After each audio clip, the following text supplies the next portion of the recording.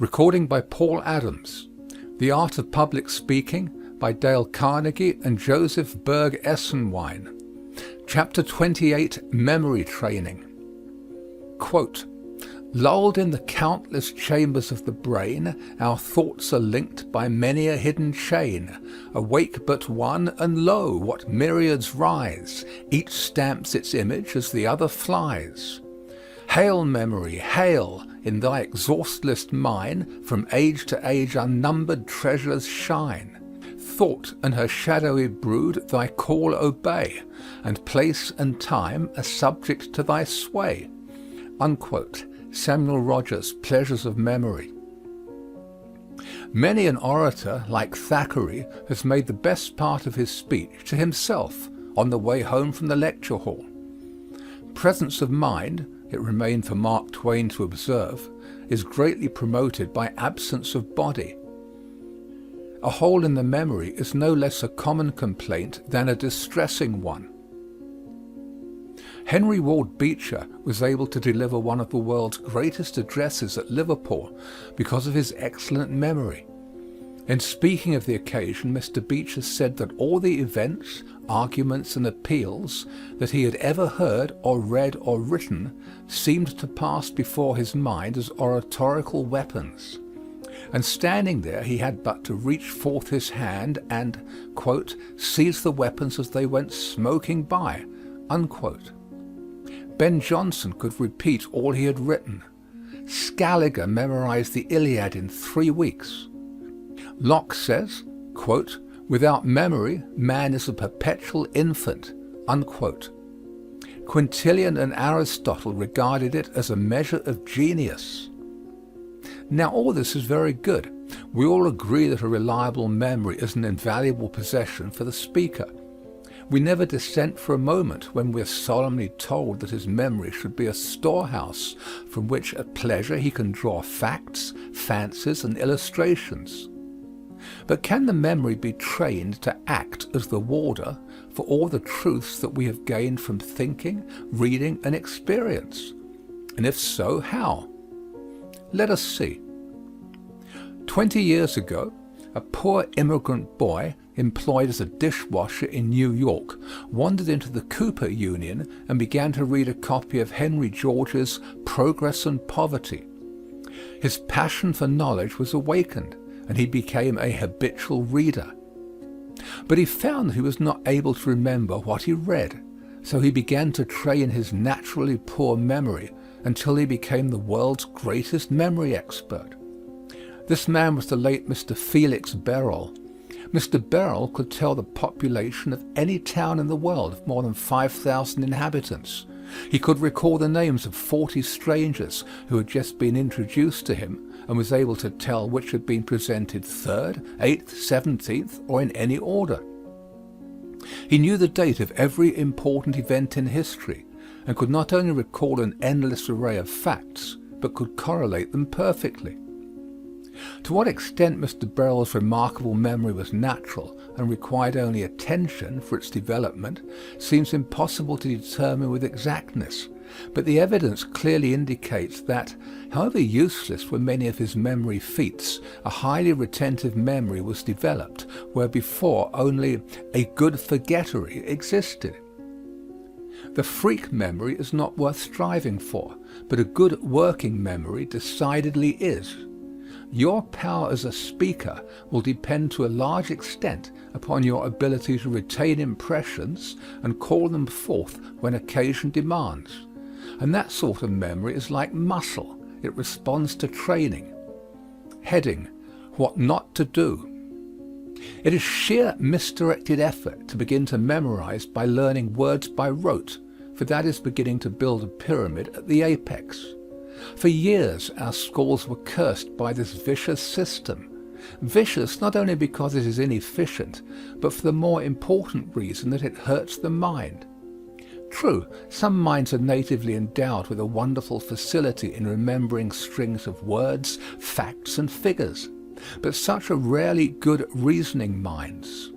The normal person must belabor and force the memory to acquire in this artificial way.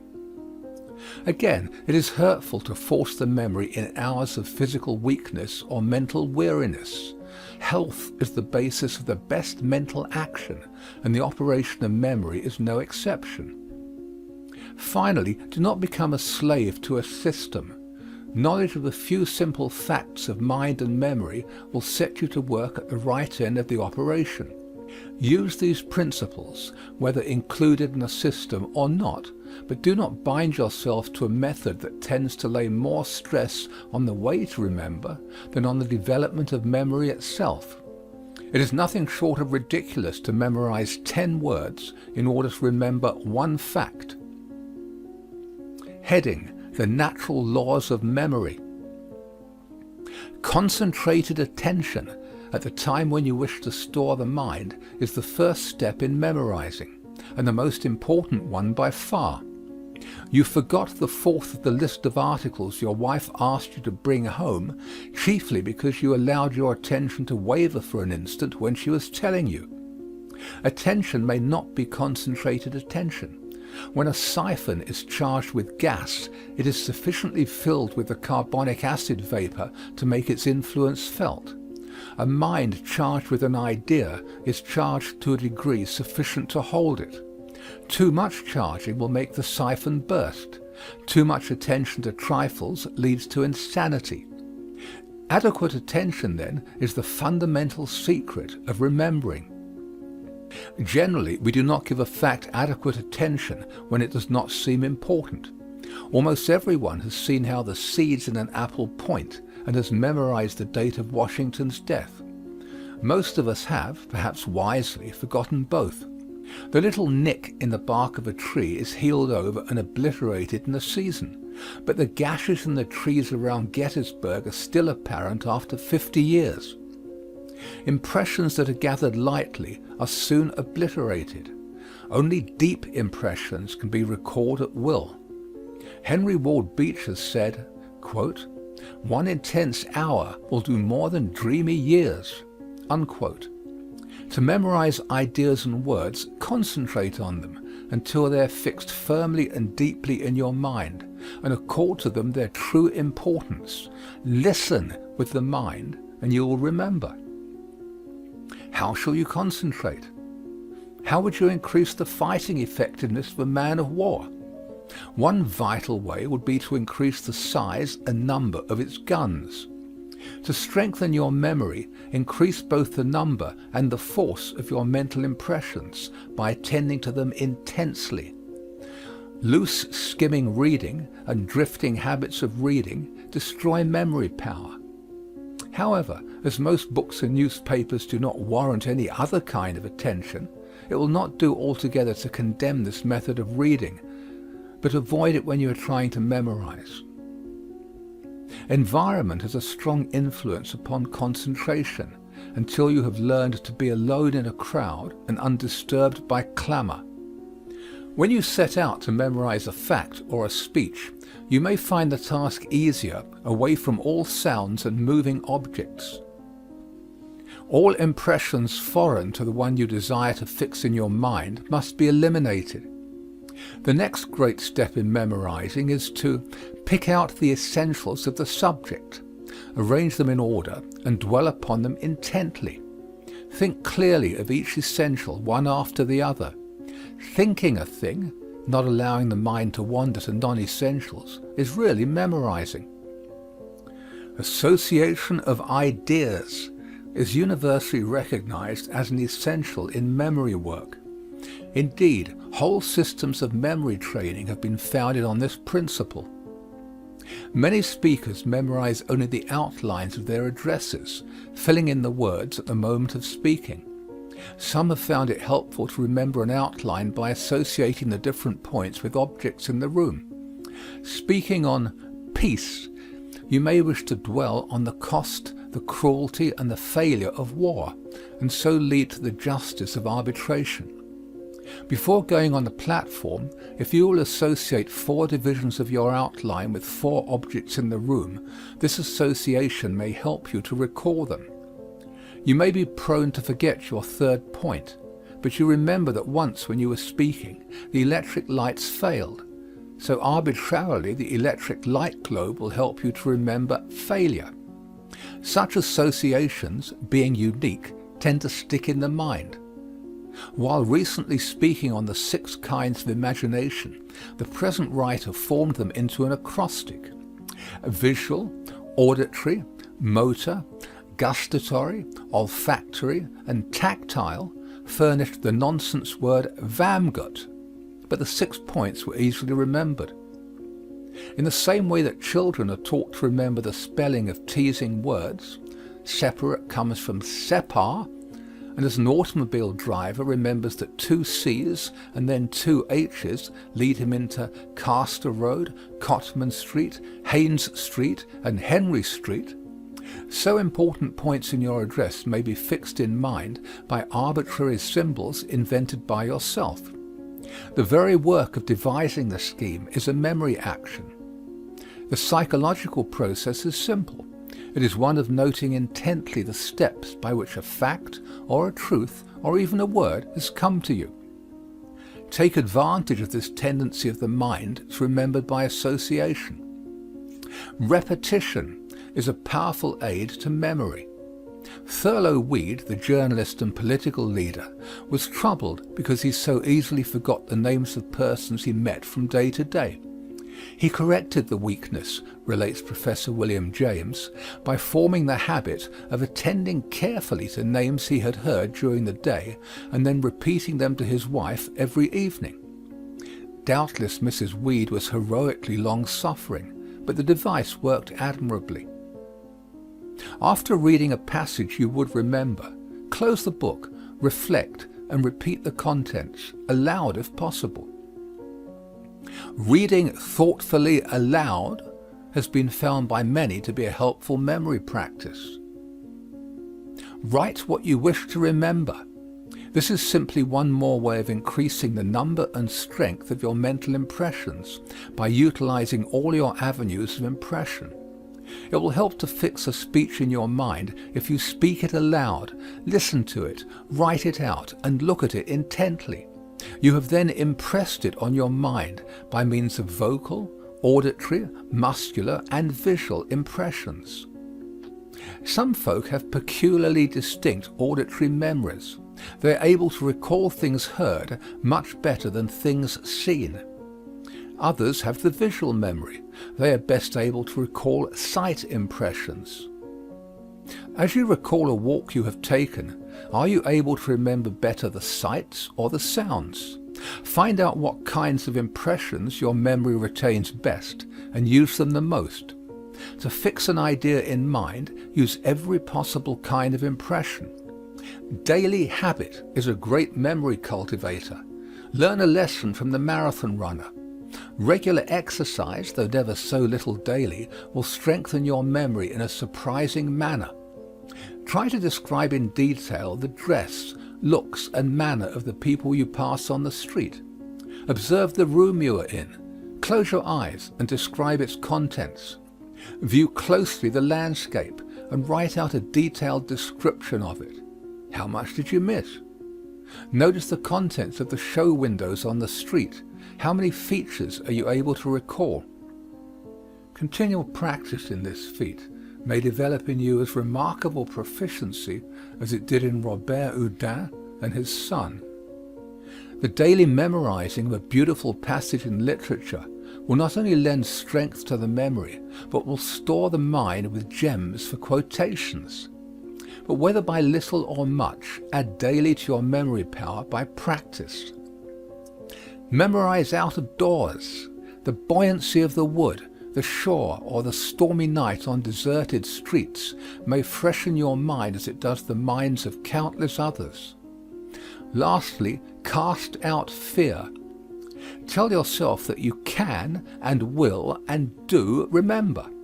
By pure exercise of selfism, assert your mastery. Be obsessed with the fear of forgetting, and you cannot remember. Practice the reverse. Throw aside your manuscript crutches. You may tumble once or twice, but what matters that, for you are going to learn to walk and leap and run. Heading: Memorizing a speech. Now let us try to put into practice the foregoing suggestions. First, reread this chapter, noting the 9 ways by which memorizing may be helped. Then read over the following selection from Beecher, applying so many of the suggestions as are practicable. Get the spirit of the selection firmly in your mind. Make mental note of, write down if you must, the succession of ideas. Now memorize the thought. Then memorize the outline, the order in which the different ideas are expressed. Finally, memorize the exact wording.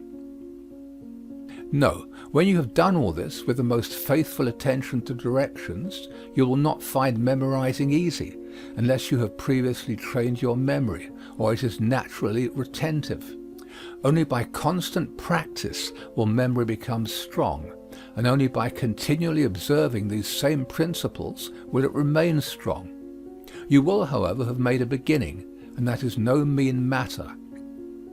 Quote, heading, The Reign of the Common People. I do not suppose that if you were to go and look upon the experiment of self-government in America, you would have a very high opinion of it. I have not either if I just look upon the surface of things. Why? Men will say, it stands to reason that 60 million ignorant of law, ignorant of constitutional history, ignorant of jurisprudence, of finance and taxes and tariffs and forms of currency, 60 million people that never studied these things are not fit to rule. Your diplomacy is as complicated as ours, and it is the most complicated on earth, for all things grow in complexity as they develop toward a higher condition. What fitness is there in these people? Well, it is not democracy merely, it is a representative democracy. Our people do not vote in mass for anything. They pick out captains of thought. They pick out the men that do know, and they send them to the legislature to think for them, and then the people afterwards ratify or disallow them. But when you come to the legislature, I am bound to confess that the thing does not look very much more cheering on the outside. Do they really select the best men? Yes, in times of danger they do very generally, but in ordinary time, kissing goes by favour. You know what the duty of a regular Republican Democratic legislator is? It is to go back again next winter. His second duty is what? His second duty is to put himself under that extraordinary providence that takes care of legislators' salaries. The old miracle of the prophet and the meal and the oil is outdone immeasurably in our days, for they go there poor 1 year and go home rich. In 4 years they become moneylenders, all by a trust in that gracious providence that takes care of legislators' salaries. Their next duty after that is to serve the party that sent them up, and then, if there is anything left of them, it belongs to the Commonwealth. Someone has said very wisely that if a man travelling wishes to relish his dinner, he had better not go into the kitchen to see where it is cooked. If a man wishes to respect and obey the law, he had better not go to the legislature to see where that is cooked. Unquote. Henry Ward Beecher, from a lecture delivered in Exeter Hall, London, 1886, when making his last tour of Great Britain. Heading, In Case of Trouble. But what are you to do if, notwithstanding all your efforts, you should forget your points, and your mind for the minute becomes blank? This is a deplorable condition that sometimes arises and must be dealt with. Obviously you can sit down and admit defeat. Such a consummation is devoutly to be shunned. Walking slowly across the platform may give you time to grip yourself, compose your thoughts, and stave off disaster. Perhaps the surest and most practical method is to begin a new sentence with your last important word. This is not advocated as a method of composing a speech. It is merely an extreme measure which may save you in tight circumstances. It is like the fire department, the less you must use it the better. If this method is followed very long, you are likely to find yourself talking about plum pudding or Chinese Gordon in the most unexpected manner, so of course you will get back to your lines the earliest moment that your feet have hit the platform. Let us see how this plan works. Obviously, your extemporized words will lack somewhat of polish, but in such a pass, crudity is better than failure. Now you have come to a dead wall after saying, quote, "Joan of Arc fought for liberty," unquote. By this method, you might get something like this, quote, "Liberty is a sacred privilege for which mankind always had to fight. These struggles," platitude, but push on, "fill the pages of history. History records the gradual triumph of the serf over the lord, the slave over the master. The master has continually tried to usurp unlimited powers. Power during the medieval ages accrued to the owner of the land with a spear and a strong castle. But the strong castle and spear were of little avail after the discovery of gunpowder. Gunpowder was the greatest boon that liberty had ever known," unquote. Thus far you have linked one idea with another rather obviously, but you are getting your second wind now and may venture to relax your grip on the too evident chain. And so you say, quote, "With gunpowder, the humblest serf in all the land could put an end to the life of the tyrannical baron behind the castle walls. The struggle for liberty, with gunpowder as its aid, wrecked empires and built up a new era for all mankind," unquote. In a moment more you've gotten back to your outline and the day is saved.